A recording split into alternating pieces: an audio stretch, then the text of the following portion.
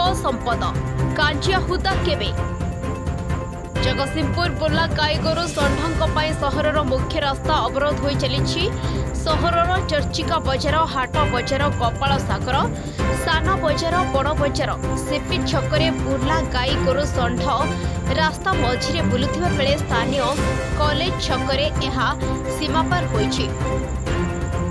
राति बेले तो परिस्थिति उत्कट हेउछि। बुर्ला गाई गोरु एवं षंढों सह आखपाखर अनेक लोक निजर गृहपालित पशु को रास्ता उपरकू छाड़ी देउथिबारु परिस्थिति जटिल रूप नेछि। जिल्ला रे बेआईन गो चलाण उपरे लगाम कसिबा भली पदक्षेप ग्रहण करुनाहांती जिला प्रशासन किंबा पुलिस प्रशासन, जद्वारा केतेक जगारु बुर्ला षंढ छुआ को अन्यत्र चालाण करिसेंती किछि माफिया। केतेक स्थले मध्य एही गो चालाणकारी माने धरा पड़ी नजीर रहिछि।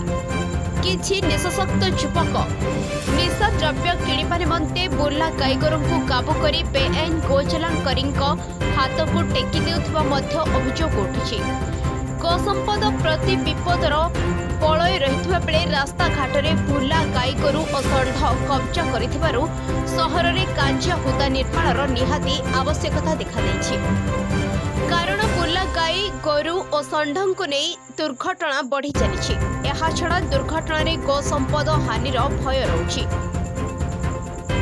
एमिति भी जिल्ला रे दुर्घटनार हार वृद्धि पाउछि। अनेक मृताहत होई सारिछन्ति।